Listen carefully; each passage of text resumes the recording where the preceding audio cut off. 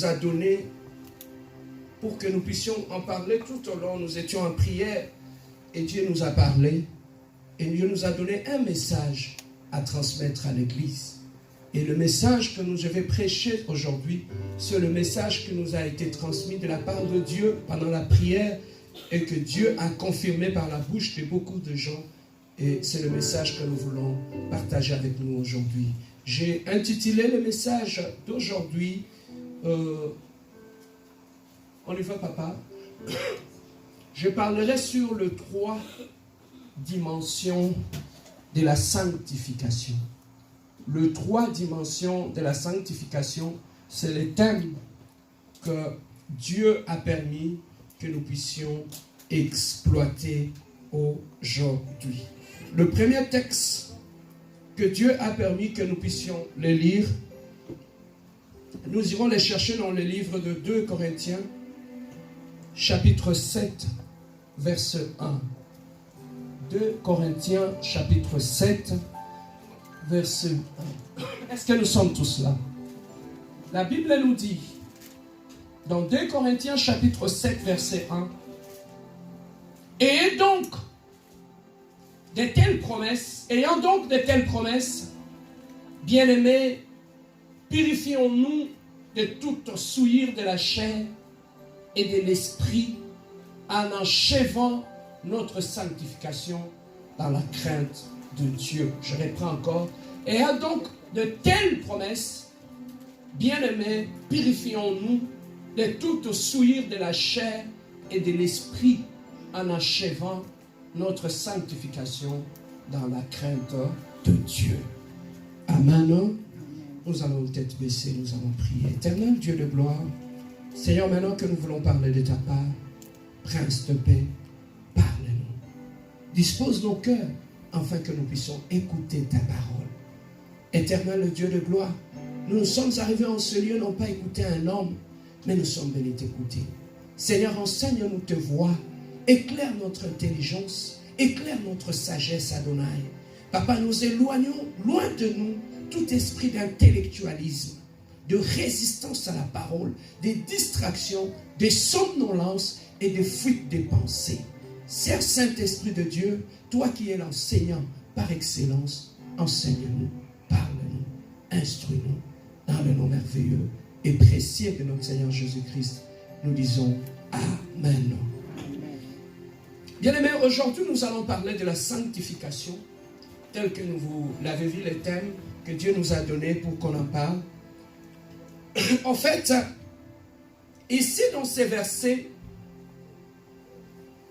Paul est en train de donner un conseil au peuple de Dieu.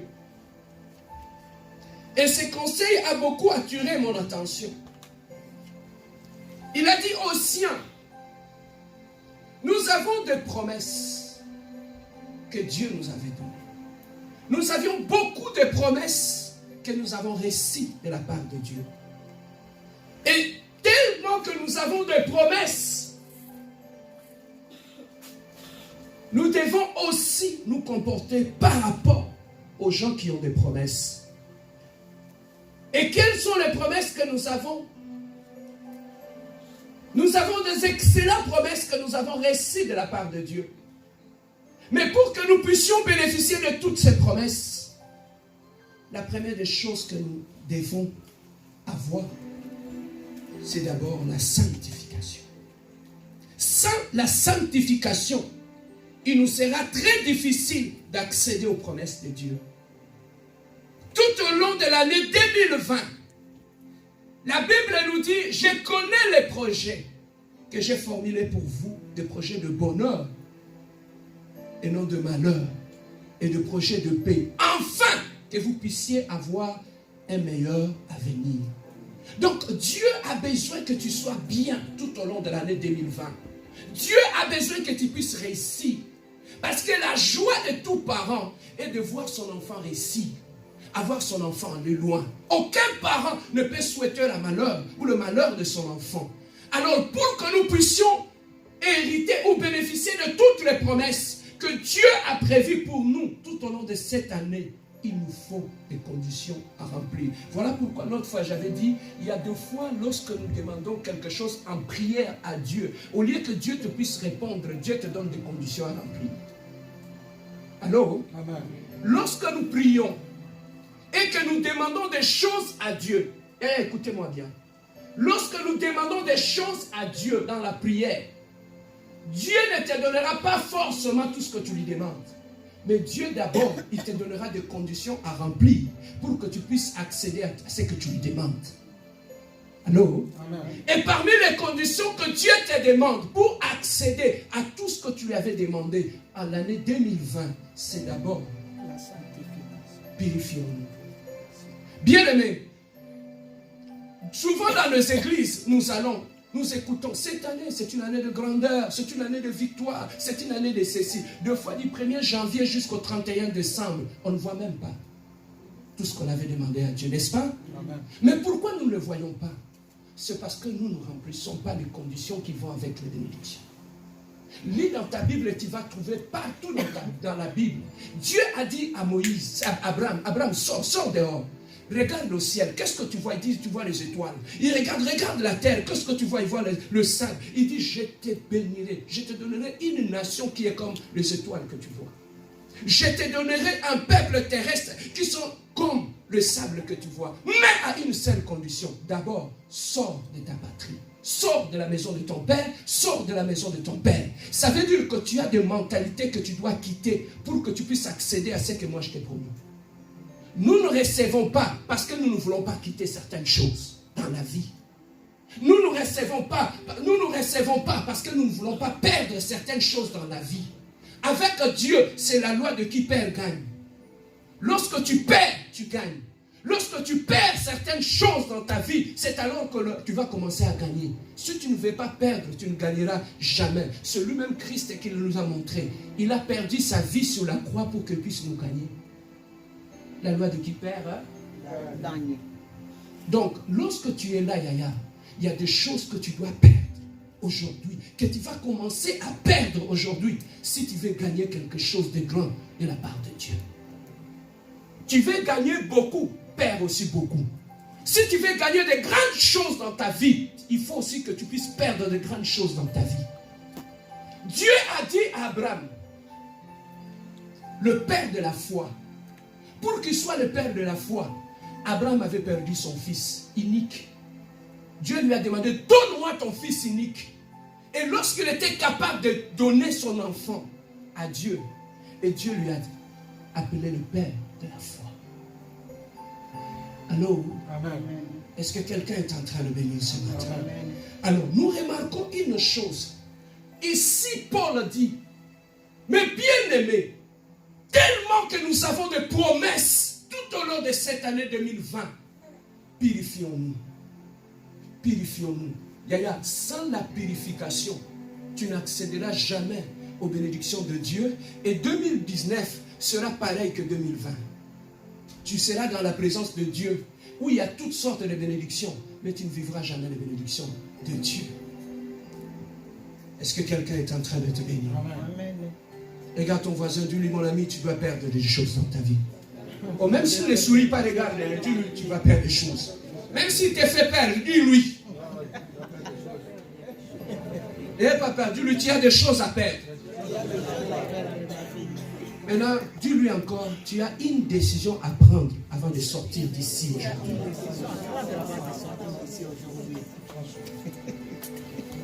Amen, hein? Amen. Alors, nous avons des promesses, mais pour que nous puissions bénéficier de ces promesses-là, nous devons nous purifier. Alors, en quoi consiste la purification, Pasteur Serge? La réponse est toujours là. Pour nous purifier, il nous faut quoi?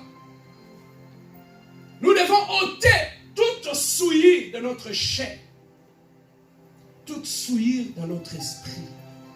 C'est que nous comprenons au travers de ces textes que le corps peut être souillé, que l'esprit peut être souillé. Alors, lorsque ton corps, ton esprit et ton âme est souillé, tu n'accéderas pas à toutes les bénédictions que Dieu t'a réservées. Allô? Amen.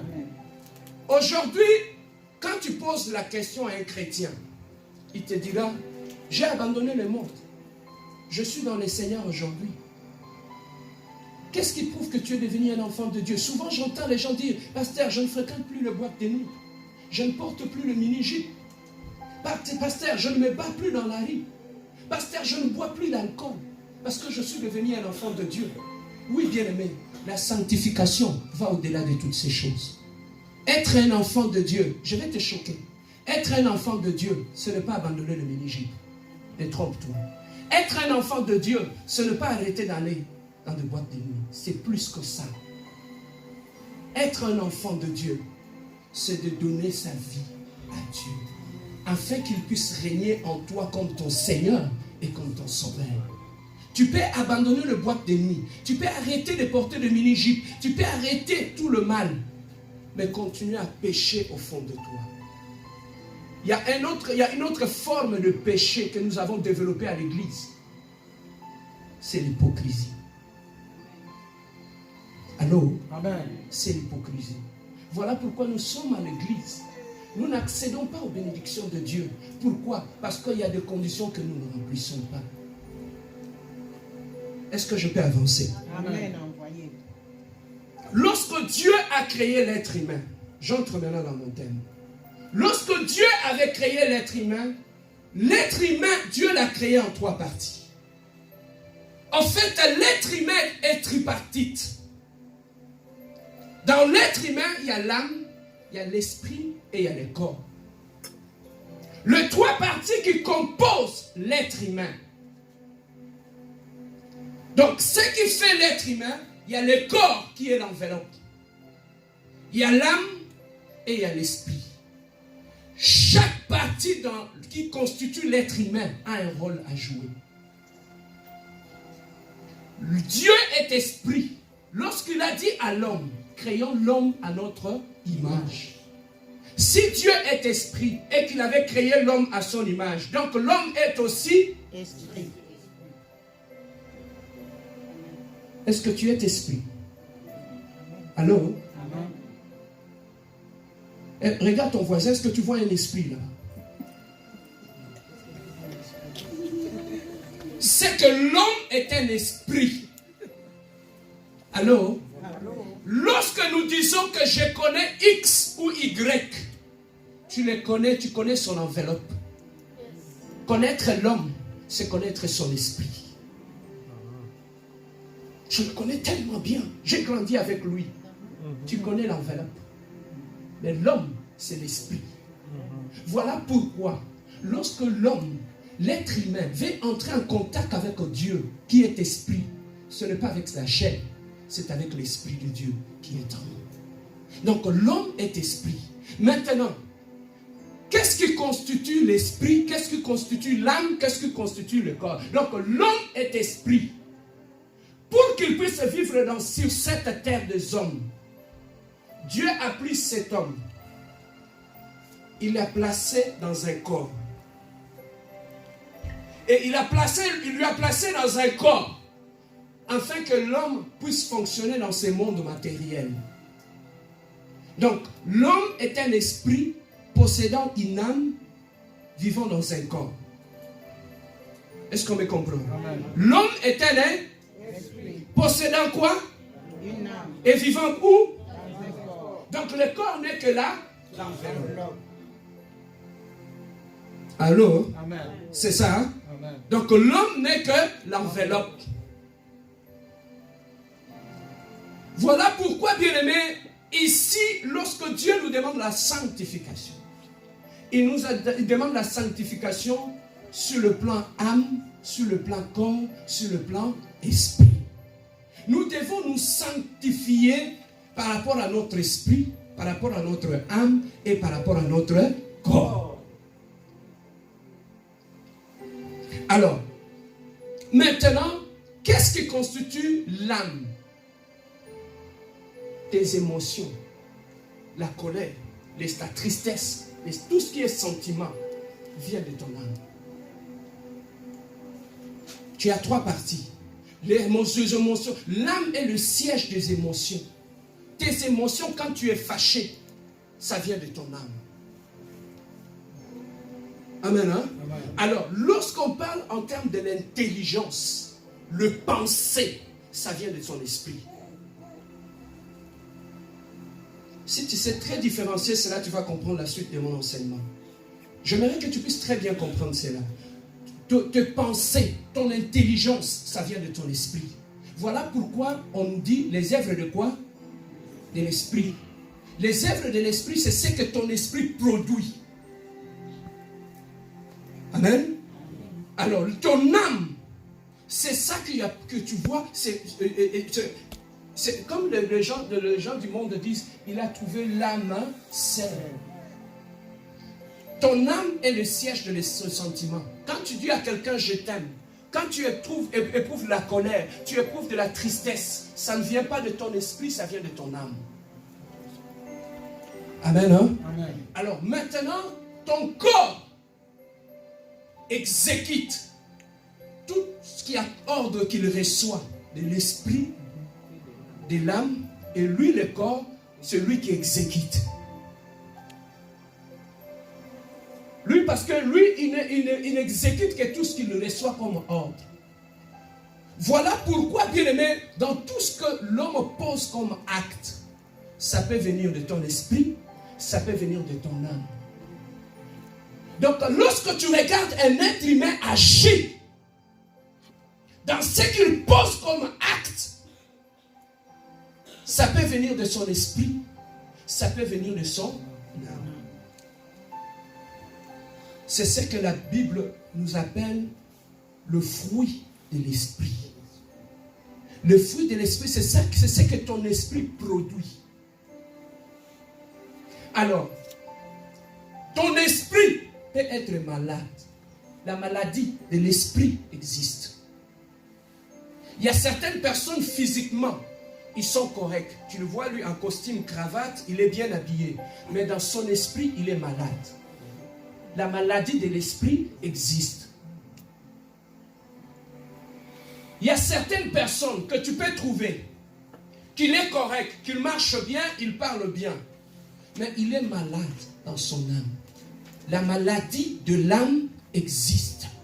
Il y a beaucoup de gens, physiquement tu le vois correct, mais sur le plan de l'âme, il est malade. La maladie de l'âme existe. Je vais parler sur ça aussi. Il y a aussi la maladie du corps qui existe. Ton corps peut être malade. Lorsque nous disons, tu as la grippe, tu as la malaria, tu as le diabète, tu as ceci, tu as cela, ça veut dire que ton corps est malade. Donc il n'y a pas que le corps qui peut être malade. Ton âme aussi peut être malade, ton esprit peut être malade. Donc lorsque tu vis avec une personne manifestant des actes compliqués, le problème peut venir de son esprit, comme le problème peut aussi venir de son âme. Est-ce que je peux avancer? Est-ce qu'on me comprend? Amen. Voilà pourquoi j'aime l'église et la compassion.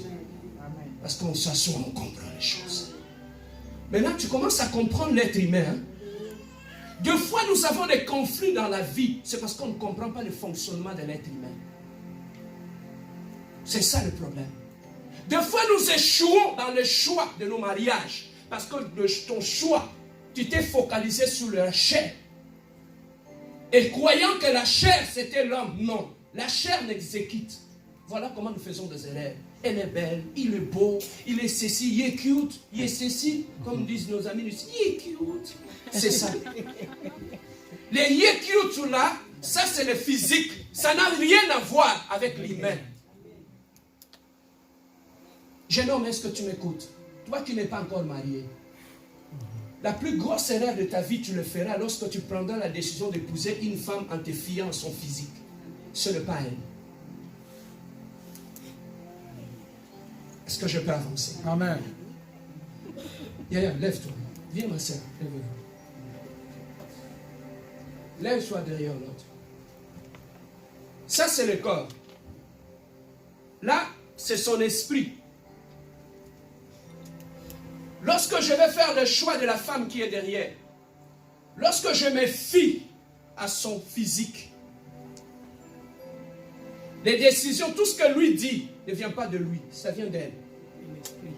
Alors, lorsque je me fie sur lui, je dis c'est une bonne femme, c'est une bonne personne, c'est un bon monsieur.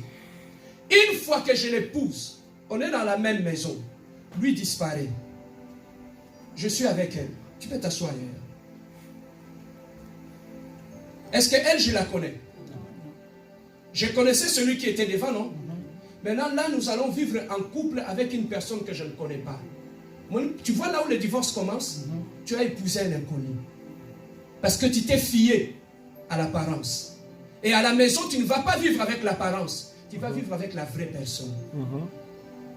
Tu vois comment on a échoué dans nos mariages? Dans les copinages, tu vivais avec celui qui était devant. Lorsque vous entrez dans le couple, lui part. Tu vas vivre avec cette personne. Cette personne ne te connaît pas. Tellement qu'elle ne te connaît pas, elle n'a pas de sentiments pour toi, il n'a pas d'émotion pour toi. C'est ça qui fait que même quand tu fais quelque chose du mal, elle aura du mal à te pardonner. Parce qu'il ne te connaît pas. Il n'éprouve aucun sentiment pour toi. Est-ce que tu m'aimes encore? Tu vois comment nous faisons des erreurs? Tu vois comment la vie est remplie d'obstacles parce que tu ne connais pas. Avant que tu puisses faire le choix d'un partenaire pour le mariage, apprends d'abord à connaître qui est l'être humain. Si tu ne le connais pas, tu vas frapper à côté. Donc, souvent, ce que nous voyons, ce n'est pas l'homme. L'homme est caché derrière ce que nous voyons. Amen, hein? Amen. Voilà pourquoi la Bible nous dit, Dieu est le seul qui sonde l'âme, le corps et l'esprit. Donc c'est lui. Alors si tu veux connaître la personne qui est cachée derrière cette apparence, tu dois aller vers celui qui sonde l'âme de la personne. Celui qui va te révéler des choses. Voilà pourquoi la Bible nous dit, invoque-moi, je te répondrai, je te révélerai des choses qui sont. C'est que dans l'être humain, il y a certaines choses qui sont cachées. C'est le Dieu qui connaît ces choses-là. Alors, l'homme est tripartite. Est-ce que tu peux me dire aujourd'hui que tu connais cet homme que tu fréquentes ou cette femme que tu fréquentes? Tu la connais? Tu ne le connais pas? Même un enfant, même une mère qui vient d'accoucher son enfant, il ne connaît pas cet enfant-là. On juge une personne par rapport à son esprit parce que l'homme est esprit d'abord. Voilà pourquoi la Bible nous dit, tu vas prospérer comme prospère l'état de ton âme. C'est que la prospérité vient de l'intérieur, ne vient pas de l'extérieur. Alors, l'homme est tripartite. Nous devons le retenir. Lorsque Dieu nous demande la sanctification doit se faire sur les trois plans. Dans ton esprit, dans ton corps, dans ton âme. Comment l'homme arrive à souiller son esprit, son âme et son corps, afin de ne pas avoir le promesse de Dieu. Donc, le premier sorcier de ta vie, le premier obstacle à ta bénédiction ne viendra pas de l'extérieur, ça viendra de ton intérieur. Ce qui fera que tu puisses échouer ou réussir 2020 ne vient pas de l'extérieur. Tu vas le créer au fond de toi-même. L'échec viendra de toi. Voilà pourquoi aujourd'hui, je veux que tu puisses réussir. Te révéler qu'est-ce qui peut faire, qu'est-ce qui fera en sorte que tu puisses échouer dans ta vie. Souvent, on croit que l'échec viendra d'ailleurs. On croit que l'échec viendra de nos amis. Mais alors que tu vas produire calmement, poliment, gentiment, les échecs à partir de toi. Donc, avant qu'on échoue dehors, on échoue d'abord à l'intérieur. Donc, beaucoup de gens que tu vois qui ont échoué dans leur vie, l'échec a commencé à partir de ton fort intérieur. L'échec dans le mariage, ça ne commence pas dans le mariage. L'échec commence dans l'homme. Lorsque l'homme a failli à sa mission, lorsqu'il a échoué dans sa mission, il va amener la conséquence de cet échec même dans son mariage. Et le mariage deviendra un échec. Les divorces que vous voyez, ils ont divorcé, les gens se sont divorcés. Les divorces commencent dans l'intérieur. Tu peux vivre avec un homme, partager une même maison avec une femme qui a déjà quitté ta vie, mais sans que tu le saches. Il est là physiquement, mais dans son âme, dans son esprit, il n'est plus là. Voilà pourquoi Vous qui allez conseiller des mariés, tu vas donner des conseils aux gens qui sont spirituellement déjà séparés. Et qu'est-ce que tes conseils vont faire? À un problème spirituel, il faut une solution spirituelle. Pasteur, je les ai donné des conseils, mais ça ne marche pas. On donne des conseils, ça ne marche pas. Mais vous, parce que vous n'avez pas touché la source du problème. La source du problème est spirituelle. Lorsqu'il y a un échec dans ta vie, tout ce que tu feras ne sera qu'échec. Papa, tu peux épouser une très belle femme. Lorsque en toi-même, tu as échoué dans ta propre vie, on peut te donner une femme intelligente, sage et belle. Ton mariage ne sera qu'échec. Tu peux, bien aimer, épouser un homme intelligent, sage. Mais lorsqu'en toi-même, tu es une femme, tu as échoué dans ton fort intérieur, ton mariage sera qu'un échec. Donc il y a beaucoup de gens, bien aimés, le divorce, c'est déjà déclaré le jour du mariage. Tu vois, quand on va chez le prêtre, là, il bénit. Il bénit un couple qui est déjà divorcé. Il bénit un couple, bien aimé, la Bible nous dit, là où les fondements sont renversés, que fera le juste?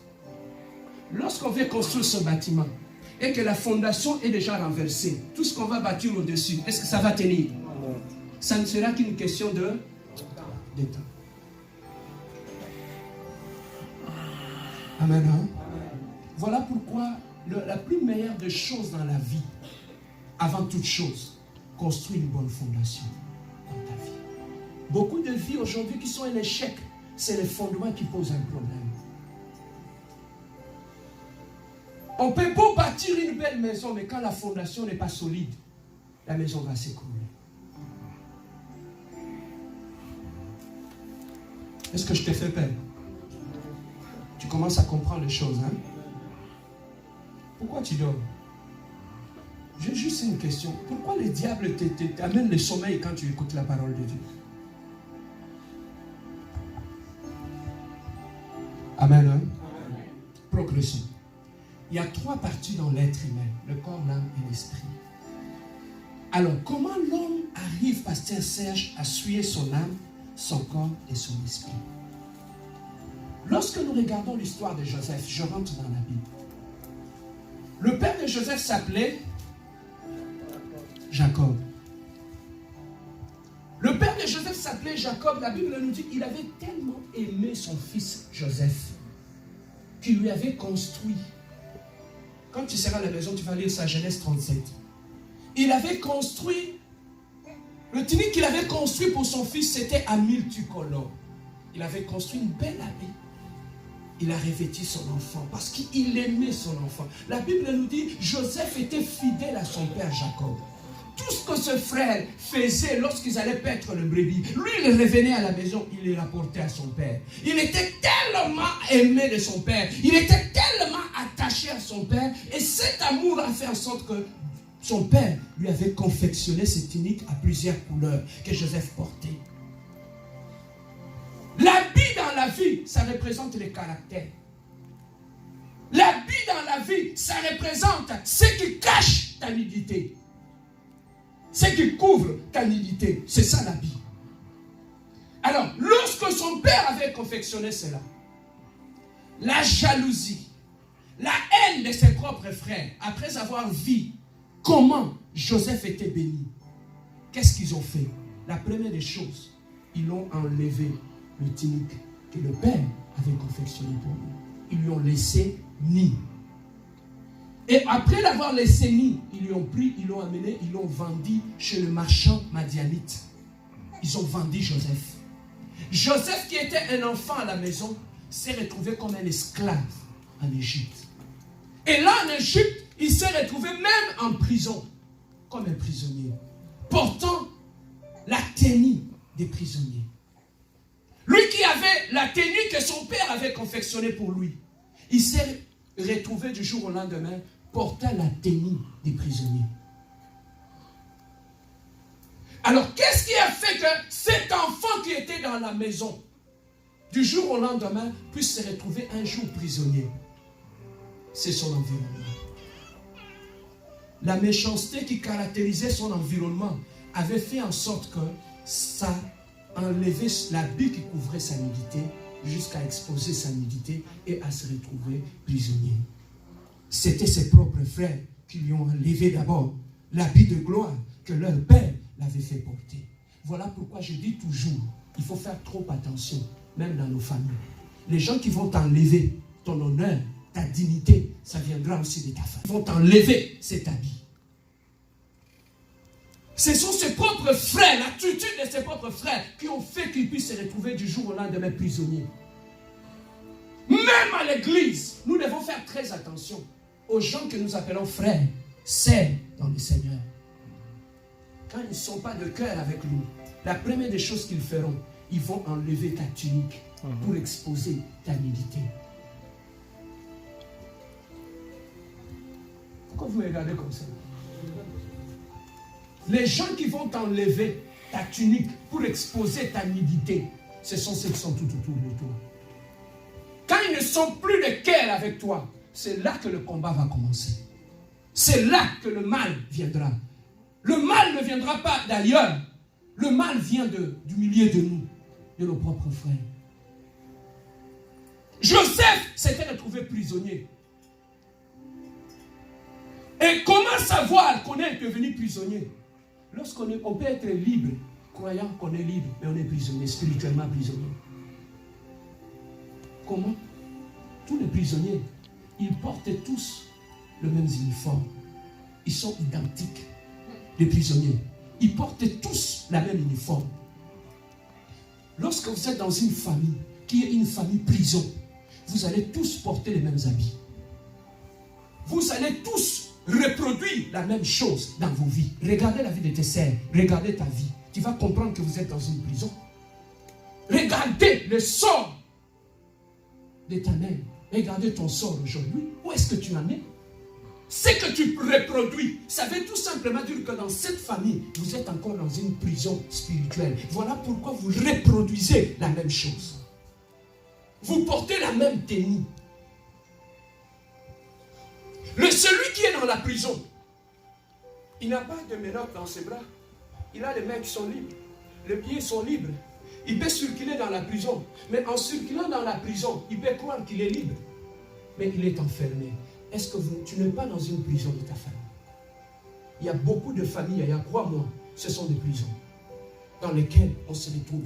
Mais le seul fait qu'on voyage, le seul fait qu'on s'habille, on va au travail, on croit que nous sommes libres. Mais spirituellement, nous sommes dans une prison. Est-ce que tu progresses dans ta vie? Un prisonnier ne peut pas faire de plan parce qu'il n'a pas d'avenir. Un prisonnier peut penser, réfléchir par rapport à ça dans son avenir. Mais il y a après de penser, ça finit toujours dans l'eau. C'est ce qui t'arrive, non? Tu planifies des choses. Mais pourquoi ça n'aboutit pas? C'est que tu ne sais pas. Laissez-moi te dire ça aujourd'hui. Dans ta famille, tu es dans une prison. Ce sont les propres frères de Joseph qui l'ont placé dans cette prison. La prison peut venir de là. On priait avec une sœur. Un jour, nous sommes allés le voir. La sœur, elle a demandé la prière. Parce que le parent ne voulait pas que le décès aille à l'église. On est allé prier chez elle. Arrivé chez elle, c'était vers ma campagne. On arrive là-bas, on trouve une très belle femme, maigre comme un clou. J'ai dit, mais qu'est-ce qui se passe? Et ils nous ont appelés parce que le parent n'était pas là. C'était 2 jeunes filles. C'était dans l'autre, je crois, elle avait 23 ans ou l'autre avait, je crois, 24 ans. Ils nous disent, pasteur, nos parents n'aiment pas qu'on aille à la prière. La sœur qui était maigre, elle était malade. On ne savait pas la maladie venait d'où. On l'a amenée partout chez le médecin. La maladie, on ne voyait pas. Mais elle continue à maigrir, jour après jour. Et l'autre qui était là, il dit, pasteur, lorsque je commence à voir mes menstrues, ça n'arrête pas. Ça coule tout le temps. Et imagine-toi dans quel état cette femme devait s'y trouver. Et le parent ne voulait pas que ses enfants aillent à l'église. Et s'il fallait aller à l'église, il ne pouvait partir que le matin. Tu vois les prières qu'on fait, le programme de matin. C'est là qu'il pouvait aller. Mais le soir, il ne pouvait pas aller parce que le parent s'est fâché. L'autre ami qui était avec nous, il était un prophète. On a prié, on a prié, on a prié, jusqu'à ce qu'il m'a dit, pasteur, les deux sœurs que je vois là, je le vois dans un chantier. J'ai arrêté le prophète. J'ai demandé aux deux sœurs qui étaient là. Le prophète a dit, on vous voit vous deux dans un chantier. Est-ce que ça vous dit quelque chose? La fille aînée qui était là, elle a baissé sa tête. Elle a commencé à pleurer. Je ne comprenais pas quel rapport il y a entre le carrière et les sept fêtes de pleurer. Quand il a levé sa tête, il a dit, pasteur, notre père, il ne vit pas avec nous ici. Il fait des voyages. Il vit à l'Est. Qu'est-ce qu'il fait comme travail? Il fait les diamants. Donc, il vit dans des carrières. Et qu'est-ce que ce papa faisait? Il a détruit la vie de ses enfants. Il a pris les étoiles de ses enfants. C'est ça ce qu'il utilisait dans les carrières. Donc les gens qui cherchaient pour lui les diamants dans les carrières, c'était ses propres filles. Physiquement, ils étaient à la maison. Spirituellement, c'est le papa. Il utilisait ses propres enfants comme ses esclaves dans les carrières pour qu'ils puissent trouver les diamants. Et c'est ça qui fait que la fille, elle était toujours malade. On l'a amenée à l'hôpital, on ne savait pas d'où venait la maladie. Parce qu'elle n'avait pas de repos. Elle travaillait tout le temps.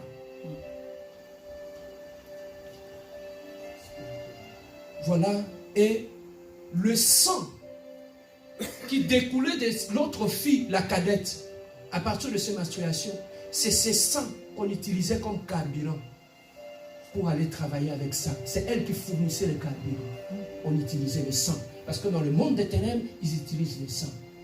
L'autre devait travailler comme esclave, l'autre devait fournir le carburant. C'est ses propres enfants qu'il a laissés à la maison. Quand tu regardes la maison, une très belle maison, les enfants avaient tout à la maison. Mais les enfants se sont retrouvés dans la prison. Qui les a mis dans la prison? C'était leur propre père. Ta famille peut devenir une prison dans laquelle on enferme la vie. Les seuls faits que tu travailles, tu vas, tu fais tout ce que tu fais, ça peut te sembler que tu es libre. Mais regardez, un prisonnier peut circuler tout autour de l'enclos, mais il ne peut pas aller loin parce que tout est limité dans ta vie, dans sa vie. Regardez ta vie, d'où vient la limitation? D'où vient cet esprit de retard où tu fais toujours tout en retard? Tu te maries en retard, tu as les enfants en retard. Cet esprit de retard vient d'où? Parce que celui qui est dans la prison, pour qu'il puisse réussir, il doit d'abord sortir de la prison. Si on a dit tu vas faire 30 ans, lorsque tu sortiras, tu auras un retard dans la vie, n'est-ce pas? Voilà d'où vient l'esprit de retard dans ta vie. Aujourd'hui, pasteur, partout où je pars, on ne me respecte pas. On ne te respecte pas. Pourquoi? Parce qu'en toi, on voit un habit de prisonnier. Un prisonnier n'a pas droit de considération. Un prisonnier, tout ce qu'il fait dans sa vie est dicté par ce maître. Est-ce que ce qui se passe dans ta vie n'est pas dicté ailleurs et que toi, tu subis seulement?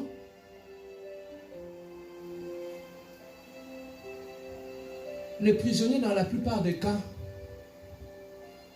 quand ils sont dans la prison, ils sont limités.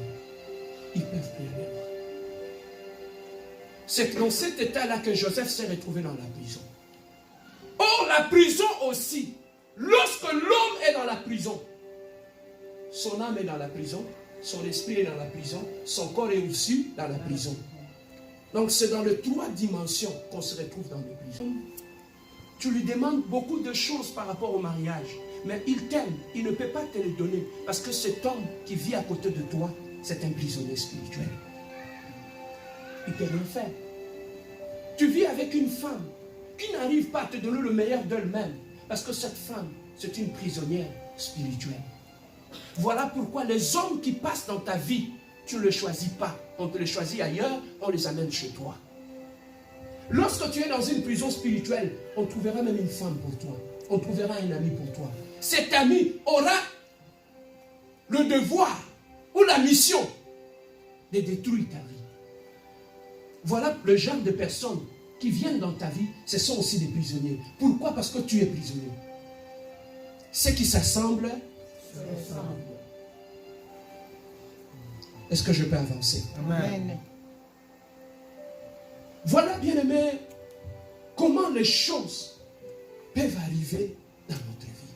On peut se retrouver en prison par rapport à notre corps et par rapport à notre âme. Mais ici aussi, lorsque nous voulons atteindre nos bénédictions, Dieu nous demande la sanctification de l'âme, de l'esprit et du corps. Pasteur, comment mon esprit peut être se souiller et bloquer ma bénédiction, Pasteur Serge? Explique-moi. Mon esprit, on nous a dit ici, l'esprit est le siège. D'où vient notre intelligence? D'où viennent nos pensées? Tu peux être physiquement normal, mais tu as souillé, tu peux bloquer ta vie à partir de tes pensées. Tu peux bloquer ta vie à partir de tes pensées. Lorsque tes pensées sont mauvaises, lorsque tes pensées sont toujours à l'encontre de la volonté de Dieu, tu es en train de souiller ton esprit à partir de tes pensées. Tu peux être dans ta chambre, mais lorsque tu as du mal à contrôler tes pensées, tu peux souiller ton esprit. Et lorsque tu souilles ton esprit, tu peux bloquer tes bénédictions. Comment tu arrives à bloquer tes prières? Quand tu finis ta prière, tu montes sur ton lit pour dormir, tu ne contrôles plus tes pensées. Tes pensées commencent à aller de gauche à droite. Tu ouvres une brèche dans ton esprit à partir de tes pensées. Tu amènes la souillie dans tes pensées. C'est ça qui fait que quand tu dors, tu as des maris de nuit, tu as des femmes de nuit. Quand tu dors, tu as des cauchemars. Pourquoi? Parce que tu as ouvert la brèche dans tes pensées, dans ton esprit à partir de tes pensées. Parce que tes pensées ne sont pas disciplinées. Lorsque nous devenons chrétiens, nous nous convertissons. Nos pensées doivent se convertir. Notre âme doit se convertir et notre corps doit se convertir. Il y a beaucoup de gens qui se sont convertis uniquement par rapport à leur corps. Pasteur, je ne fais plus l'adultère, je ne fais plus l'impudicité, mais ce sont de grands péchés dans leur esprit, dans leurs pensées. Il y a des gens dans la vie qui peuvent te tuer uniquement dans leurs pensées. Tout ce que vous voyez comme maître, ça commence quelque part à partir de nos pensées. Voilà pourquoi tu as éloigné la gloire de Dieu dans ta vie, parce que tu n'as pas appris à contrôler tes pensées. Et tes pensées se sont souillées et ça a souillé ton esprit. Alors, la Bible dit la foi vient de ce que l'on entend. Ce que l'on entend vient d'où? De la parole de Dieu. Donc, tes pensées peuvent se souiller par rapport à ce que tu regardes. Tu es chrétien, quand on regarde ton cellulaire là, c'est pourquoi tu as mis le code? Parce que des vidéos qui sont là ne glorifient pas Dieu. Tu vois comment tu as baissé la tête? Comment tu veux vivre la gloire de Dieu quand dans ton cellulaire il y a des vidéos qui ne glorifient pas Dieu? À force de les regarder, tu souilles ton esprit. Lorsque ton esprit est souillé, ça ouvre une brèche. Ton esprit devient une porte ouverte. Le diable peut rentrer et détruire ta vie. Voilà comment nous détruisons nos vies sans aller dehors. Tu es assis seulement dans ta chambre, mais toi-même tu commences à faire un travail qui commence à détruire ta vie. De pensées souillées. Et ce qui est triste, même dans l'église, tu peux trouver une femme qui chante, qui prie à l'église. Mais lorsqu'on ouvre sa tête pour regarder ses pensées, il s'est déjà divorcé de son mari. Il s'est déjà divorcé. Et nous dormons avec ces pensées-là. Comme il m'a répondu comme ça, vous partagez le même lit avec la femme et l'homme. Et dans ses pensées, il t'a déjà maudit. Et il dit, attends demain tu vas voir ce que je vais faire. Mais après avoir prié et après avoir adoré. Adoré quel Dieu? Et avec tout ça, comment nous voulons voir la gloire de Dieu dans notre vie? Donc tu peux créer ton échec à partir de ton fort intérieur. Lorsque tes pensées sont souillées, ça souille ton esprit. Et comment tes pensées peuvent être souillées par rapport à ce que tu regardes à la télé? Un chrétien doit être sélectif par rapport à ce que tu regardes à la télé. Tu regardes la même chose que le païen. Voilà pourquoi tes pensées sont souillées. Tu écoutes la même musique que le païen. Ce que tu vois souille tes pensées. Ce que tu écoutes souille tes pensées. Voilà comment tu es arrivé à créer un terrain d'échec au niveau de tes pensées. Donc tu peux beau prier, gêner aussi longtemps. Tu arrives à créer ces terrains d'où viendront les échecs. Tu continueras à échouer dans ta vie. Voilà pourquoi la Bible dit que tout ce qui est pur, que tout ce qui est noble, que tout ce qui est bien puisse faire partie de vos pensées. Alors si tu veux contrôler tes pensées, contrôle ce que tu vois, ce que tu regardes, contrôle ce que tu écoutes. Il y en a même des conversations au téléphone que tu dois arrêter. Je dis toujours aux femmes, aux mariés, l'adultère, ne crois pas c'est seulement quitter la maison, aller faire de bêtises dehors. L'adultère, tu peux le faire dans ta maison sans sortir dehors. Alors, amen. Tu peux le faire dans ta maison. Déjà, lorsque tu vis en couple, on t'écrit des textos. Quand tu lis, tu effaces. Tu l'effaces pourquoi? Si ta conscience était tranquille, tu l'effaces pourquoi? Et avec tout ça, tu penses aller où avec Dieu cette année? Nous sommes en train de mettre de l'ordre dans la maison. Regarde ton voisin, dis-lui, mets de l'ordre dans ta maison.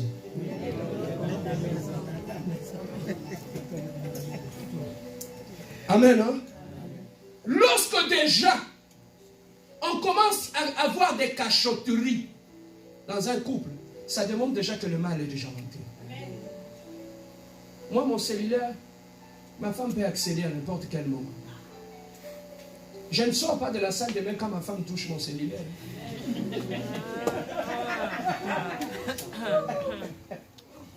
Voilà comment l'être humain est deux fois drôle. Hein? Est-ce que tu me permets d'avancer? Amen. Ne sois pas choqué. Comment? Expliquez-moi un peu. Comment je peux être capable d'enlever tous mes habits devant ma femme et être incapable de lui donner le code de mon téléphone? Entre mon corps et mon téléphone, qu'est-ce qui est précieux? Mon corps. Ne fuis pas l'église, pardon. Envoyé. Dimanche prochain, sois là. Amen. Hein? Amen. Ici, on s'aime, on se dit la vérité dans l'amour. Afin qu'on puisse grandir ensemble. Amen. Amen. Hein? Amen. Alors, voilà comment le diable arrive à nous détruire sans qu'on le sache. Donc, tu peux souiller ton esprit à partir de ce que tu regardes. Mais Dieu nous demande, si nous voulons avoir nos promesses, nous devons apprendre à sanctifier nos pensées, afin que notre esprit soit sanctifié. Mais lorsque ton esprit est souillé, la Bible, on nous dit que l'esprit est le siège de notre intelligence. Lorsque ton esprit est souillé, même ton intelligence deviendra souillée. C'est ça que tu vois, il y a des gens qui développent ce que j'appelle l'intelligence du mal. Il y a des gens, quand il faut donner des bonnes idées, pasteur, je n'ai aucune idée. Mais qu'est-ce qu'on peut faire pour la sœur? Ah, pasteur, je n'ai pas d'idée. Mais lorsqu'on lui dit, allô, Mifi m'a insulté. Ah ouais, Mifi t'a insulté? Attends, je vais te montrer ce que tu vas lui faire. Attends. Prends un peu la chaise. Assieds-toi là où tu es. Je vais vraiment commencer à t'expliquer comment tu vas le détruire. Froidement, tranquillement. Mais comment quand il faut donner de bonnes idées, tu n'as rien? Mais quand il faut donner de mauvaises idées, tu es courageux. Mais pourquoi les gens ne t'appellent pas au téléphone quand il faut bâtir quelque chose de bien? Les gens t'appellent au téléphone quand il faut détruire. Tu sais comme on est à l'église ici? Oui. Si on veut détruire, on n'appelle pas tout le monde. Hein?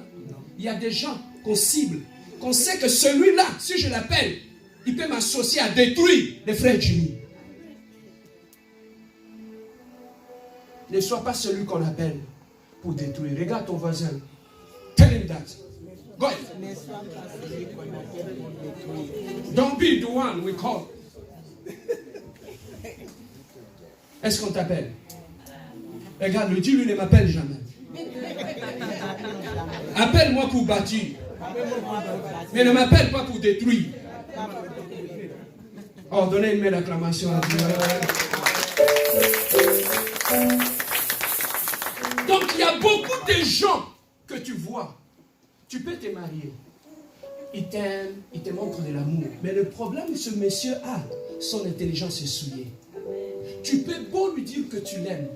Mais s'il veut te tromper, il te verra. Il est incapable de penser qu'aujourd'hui c'est jeudi, il faut que je sorte les poubelles dehors. Incapable. Mais pour parler à Georgette, il peut trouver. Il faut que je sorte pour aller chauffer la voiture. Il y a des cerveaux souillés comme ça, qui sont automatiques et qui peuvent vous produire des idées en rafale, sans fournir un effort. Il y a des gens qui sont comme ça, avec une intelligence souillée. Une personne qui a l'intelligence souillée ne verra que tout en mal. Parce qu'il y a un mal en lui. Quand maman Chantal rit, dans son rire, je vois le mal. Quand elle sourit, je vois le mal. Quand elle rentre là, elle ne me dit pas bonjour, je vois le mal.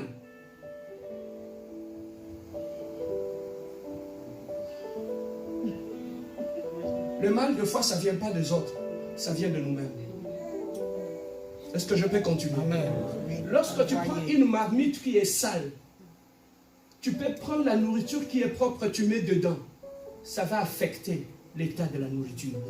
Entre les deux, qu'est-ce qui est sale? C'est la nourriture ou la marmite? Tu vois comment de mauvaises pensées, lorsque ça atterrit dans ton esprit, ça se souille? Pourquoi? Parce que dans tes pensées, tout est souillé. Et difficile même. L'homme, la femme dit à son mari, j'avais dit ça une fois ici. J'ai dit à un ami au travail, j'ai dit, apprends à prendre ton téléphone à dire à ta femme que tu l'aimes. C'est plus important. Il a pris, il a dit, je vais le faire maintenant. Il a écrit, il a envoyé à la femme. 3 minutes après, la femme a répondu, tu as fait des bêtises, hein? Tu as fait des bêtises, hein? Tu sais pourquoi? Parce que dans la tête de la femme, il y a un mal. Tout ce qui atterrit dans son esprit devient mal. Et ça se souille.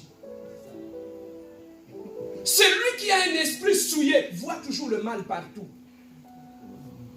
J'ai dit toujours aux gens, quand on était un enfant, on avait l'habitude, on fait le cornet, on va dans la cuisine, on vole du lait. Tu l'avais fait, moi je l'ai fait. Oui, oui. Hein? Oui, oui. Et des fois tu le bouffes comme ça te crée une barbe ici quand on t'attrape. Tu as mangé du lait? Non, non, non, non, mais tu as la barbe blanche. Hein? Tu as vieilli au même moment. On a fait cela. Amen, hein? Amen. Alors maintenant regarde. Quand tu vois ton frère entrer dans la cuisine avec un cornet à la main, qu'est-ce qu'il va penser? Qu'est-ce qui va passer dans ton esprit? Même s'il ne va pas voler. Tu comprends? Tu vois comment nous arrivons à créer des conflits des fois dans la vie? Il y a des gens qui sont habitués à penser en mal par rapport aux gens. Tu peux pas chercher à éviter les problèmes. Mais le seul fait que son esprit est souillé, il va toujours voir en mal dans tout ce que tu fais. Un homme qui a un esprit qui est souillé, qui ne voit que du mal, tu peux être une femme, tu es fidèle, tu l'aimes, mais cette personne se sentira toujours insécure. Pourquoi? Parce que dans tout ce que tu fais, il ne verra que du mal. Quand il t'appelle, tu ne réponds pas, ça commence à bouillonner dans sa tête. Il commence à produire, il parle avec Jacquemin. C'est sûr, il doit être avec Jocelyn. Ça comme ça. Le mal se trouve en nous. Et quand tu vis avec une personne qui a une intelligence souillée, papa, tu ne seras pas en paix. Même quand on chante à la chorale, quand on te fait des reproches, frère, tu viens en retard, ne viens pas en retard. Le seul fait que ton intelligence est souillée, dans ces reproches-là, tu vas toujours voir le mal. Pasteur, j'étais choqué, il m'a parlé, il m'a dit que je viens en retard. Le problème, ce n'est pas lui, le problème est en toi.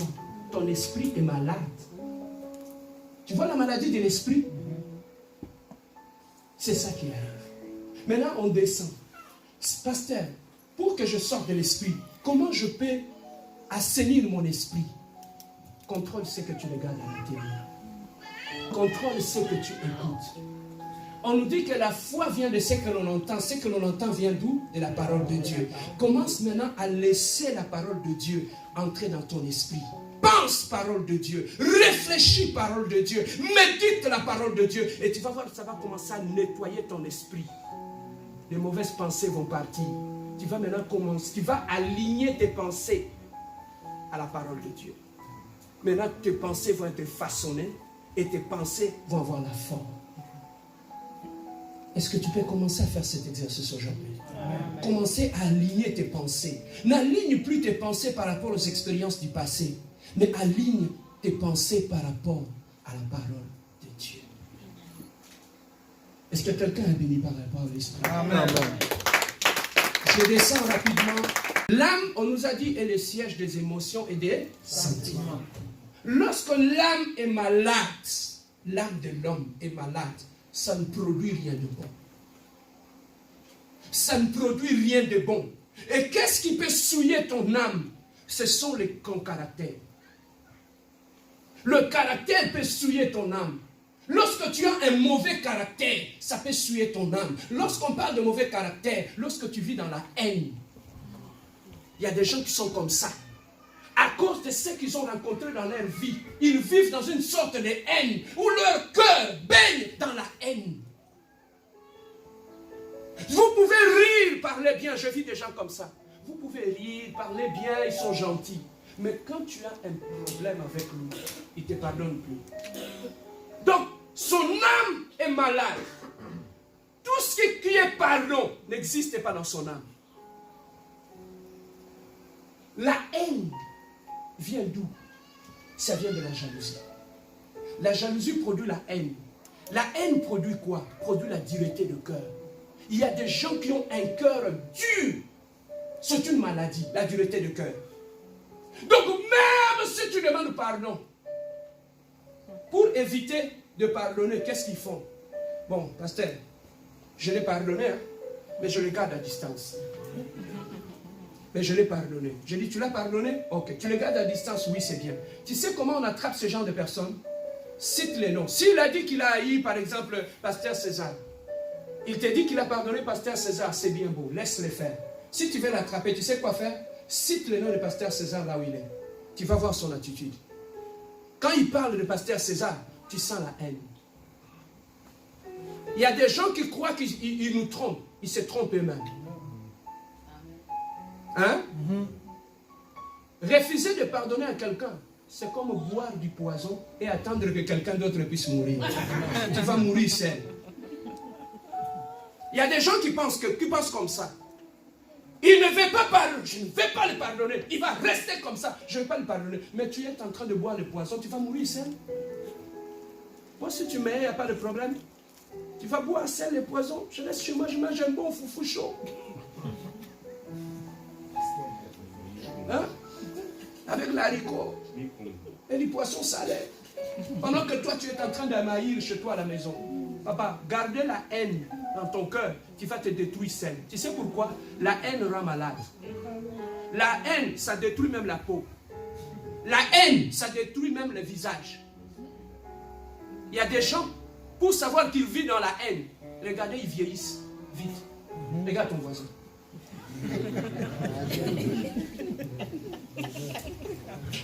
C'est pourquoi il ne veut pas te regarder. La haine fait vieillir. La haine détruit la peau. La haine, bien aimé dans le Seigneur, ça appauvrit même notre intelligence. Hein? Amen. Ça te rend ridicule et ça te rend bête. La haine souille l'âme. Le manque de pardon, ça souille notre âme. La jalousie, ça souille l'âme. Et lorsque tu vis avec ces choses-là, il te sera très difficile de voir l'accomplissement des promesses de Dieu dans ta vie. Quand tu vis avec ces choses. Mais lorsque tu vis avec un cœur, papa, je dis toujours aux chrétiens que ton cœur soit comme l'océan. J'étais à Mwanda, je vis l'océan. Tu prends un bâton, tu jettes dans l'océan. Tu pars. Après quelques minutes, tu vas trouver le morceau de bois sur le bord. Amen. Hein? La Bible dit que la nature doit nous enseigner. L'océan ne garde pas la saleté.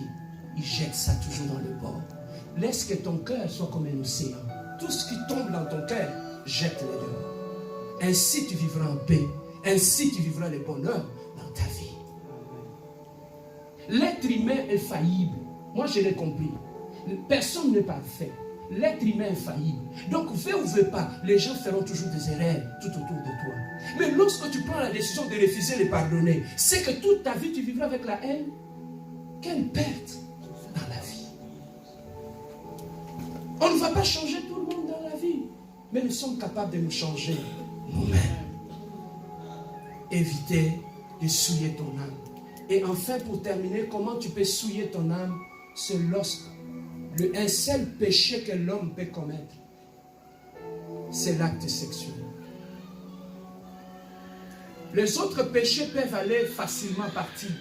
Mais l'acte sexuel, quand tu le commets, automatiquement, ça développe une alliance. Toi et la personne avec qui tu l'as fait. Alors, tout ce qui est comme alliance entre toi et cette personne va bloquer toutes tes bénédictions. Le moyen le plus bon et facile de détruire ta vie, c'est de vivre dans l'impudicité. C'est de pécher avec ton corps. Qui va détruire ton âme. Donc, lorsque tu acceptes d'enlever tes habits, de donner ton corps à un homme, sache que tu lui as donné ton âme. Il peut faire tout avec ton âme. On ne joue pas avec ton âme. Voilà pourquoi la Bible dit qu'il va prospérer comme prospère l'état de ton âme. Quand ton âme a été souillée par l'impudicité, par l'acte sexuel, ça bloque ta vie. Toutes les bénédictions se bloquent l'un après l'autre.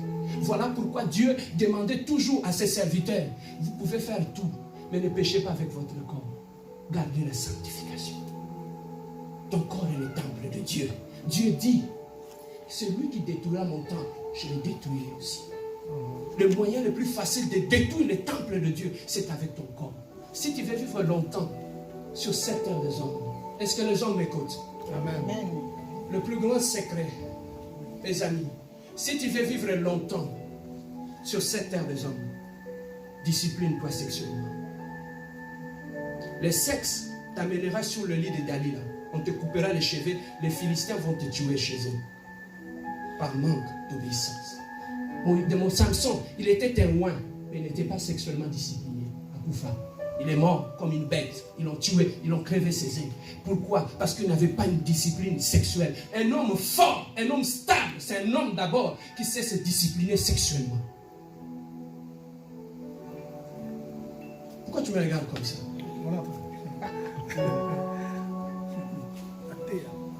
Un homme, il y a des gens qui sont têtis, que difficilement les femmes peuvent le contrôler ou le mettre à leurs pieds. Ce sont des gens qui ont su se contrôler sexuellement. Une femme qui a du mal à te contrôler sexuellement ne pourra plus jamais te contrôler. Le sexe, ça affaiblit l'homme. Ça ouvre la brèche et ça détruit la vie de l'homme. Ma soeur, tu vas détruire ta vie en créant des alliances avec des hommes. Tous ces hommes qui te courent après, ils ne sont pas délivrés. Ils ont 5, 7, 8, 9 alliances. Quand ils viennent chez toi, ils t'amènent aussi d'autres alliances. Voilà pourquoi tout est bloqué dans ta vie, parce que tu traînes au moins 12 alliances dans ta vie. Tu vas détruire ta vie. Nous avons des promesses pour l'année 2020. Si tu veux vivre les promesses, discipline-toi sexuellement. Et si tu te retrouves dans ce que moi je suis en train de dire, il y a un bureau qui est là. Il y a un monsieur qui est là. Il s'appelle Pasteur Serge. Viens le voir. Nous allons prier ensemble dans les secrets et Dieu va te délivrer. Chutons par le corps. Le corps peut être souillé aussi. Dieu nous demande de garder nos corps dans la sanctification. Comment le corps peut être souillé? Le corps peut être souillé parce que lorsque tu n'as pas de discipline dans ta vie, tu dors partout. Partout tu dors. Tu dors partout. Là où ton corps sera souillé, tu ne le sais pas. Viens dormir chez nous. Papa, on voit des maisons. Mais dans chaque maison, il y a une réalité spirituelle. Quand tu vas dormir dans ces maisons-là, beaucoup de gens ont été détruits par le seul fait qu'ils sont allés dormir là où il ne fallait pas dormir. Ta copine là, qui t'invite d'aller dormir chez elle, tu sais combien des hommes qui sont passés sur ce lit-là, qui ont couché là? Il y a des sorciers, des marabouts, des occultistes, tu ne le connais pas. Là, comme tu vas dormir là, tu sais combien des hommes sont passés là? Tu vas te souiller. Tu vas détruire ta vie. Tu vas détruire ta vie. Parce que tu ne sais pas te discipliner. Où est-ce que tu vas dormir? Sur quel lit que tu montes pour dormir? Voilà comment des jeunes gens, ils ont détruit leur vie. Depuis que tu as dormi sur ce lit-là, tu regardes ta vie, comment ta vie est aujourd'hui? Alors, amen. Comment ta vie est aujourd'hui? J'ai vu des gens qui disent, pasteur, depuis que je suis allé, je commençais à dormir chez cette sœur. Tout est bloqué dans ma vie. Tout ce qui est souillé ton corps et détruit ta vie. Tu vas détruire ta vie par manque d'expérience, par manque de crainte de Dieu. Mais écoutez-moi pour terminer. La seule chose qui peut protéger ta dignité, ton honneur, ton témoignage, c'est la sanctification. Amen. Sur cette terre des hommes. Moi, j'ai eu cette expérience. J'étais dans le péché aussi. Mais quand j'ai eu le temps d'observer, j'ai compris la seule chose qui peut protéger ta dignité, ton témoignage, c'est la sanctification, la crainte de Dieu. La Bible dit, celui qui m'honore dans les secrets, Dieu va t'honorer devant les gens. Amen. Avant de faire le mal, avant tu regardais à gauche, tu regardais à droite. Mais tu oubliais qu'en haut de toi, il y a un Dieu qui voit tout. C'est ça ce que tu ne sais pas. Tu vois comme on est ici, physiquement, on ne te voit pas. Mais spirituellement, rien n'est caché dans notre vie. Quand je ferme les yeux, je peux prier. Si je demande à Dieu de me montrer ta vie, il va me montrer. Spirituellement, il n'y a pas de rien n'est caché. Quand tu crains Dieu, tu crains. Quand tu ne crains pas Dieu, tu vis dans le péché. Tout celui qui est spirituel, même dans l'église, quand il prie, ferme les yeux, il peut te voir. Je vis des gens qui viennent me dire, pasteur, je vis telle scène, je le vois toujours sale, assise dans une poubelle. Et quand tu parles avec la personne, tu sens que la personne a une vie et des ordres. Mais comment tout le monde le voit? Quand tu vis dans le péché caché, on ne te verra que sale. Quand bien même tu viens donner l'impression à l'église que tu es saint, que tu es sainte, que tu adores, mais spirituellement, les gens vont te voir sale. Ceux qui sont spirituels vont le voir. Rien n'est caché dans le domaine spirituel. Tu vois, moi je suis pasteur ici. Quand je marche gauche, droite, là où tu es, Dieu va te le montrer. Voilà pourquoi je dis toujours aux gens, si tu veux connaître le pasteur Serge, ferme les yeux, demande à Dieu, montre-moi cet homme. Il te parlera de moi, celui qui connaît. Et pourquoi? Je n'ai pas peur de dire ça, parce que je conduis ma vie droitement, parce que j'ai des promesses. Est-ce que quelqu'un a des promesses? Amen. Mets ta vie en ordre, lève-toi là où tu es.